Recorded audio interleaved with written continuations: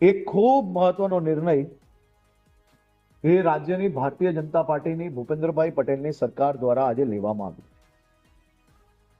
જેમના ઘરોમાં પાણી ભરાયું હશે, જેમની દુકાનોમાં પાણી ભરાયું અને નુકસાન થયું હશે, જેમના નાના મોટા વેપારના સ્થાનોમાં પાણી ભરાઈને કંઈ નુકસાન થયું હોય અને વિડીયોગ્રાફી ફોટોગ્રાફીના આધારે એવા તમામ એકમોને એક વર્ષ માટે, આખા એક વર્ષ માટે તે સૌ લોકોને મહાનગરપાલિકાના વેરામાંથી મુક્તિ આપવાનો નિર્ણય બી આ સાથે લેવામાં આવ્યો છે.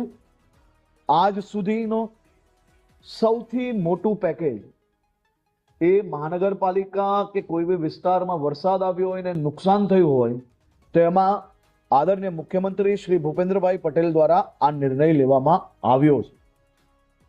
આ પેકેજ સહાયમાં જે કોઈ લારી કે રેકડી ચલાવતા હોય અને જેમને લારી કે રેકડીમાં નુકસાન થયું હોય એવા લોકોને 7500 રૂપિયાની સહાય કરવાનું નક્કી કરવામાં આવ્યું છે. જેની નાની કેબિન હોય 40 ફૂટ સુધીની, એવા સૌ લોકોને 25,000 રૂપિયાની સહાય કરવાનો નિર્ણય લેવામાં આવ્યો છે. મોટી કેબિનો જે 40 ફૂટથી વધુ હોય એવા લોકોને 50,000 રૂપિયાની સહાય કરવાનો નિર્ણય લેવામાં આવ્યો છે. પાક્કી દુકાનો જેની હોય એવા સૌ લોકોને 1 લાખ રૂપિયાની સહાય. આ છેલ્લા 3 મહિનામાં જે લોકોએ જીએસટી રિટર્ન ભર્યું હશે એની કોઈ મર્યાદા નથી, પરંતુ જે જીએસટી રિટર્ન ભરતું હોય એવા લોકોને પાક્કી દુકાનમાં 1 લાખ રૂપિયાની સહાય આપવામાં આવશે.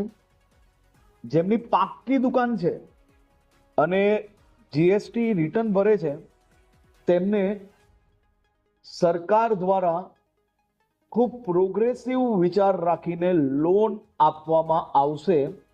આ લોન પર 3 વર્ષ માટે 7% દરે વ્યાજ સહાય એ રાજ્ય સરકાર દ્વારા ડાયરેક્ટ ચૂકવવામાં આવશે.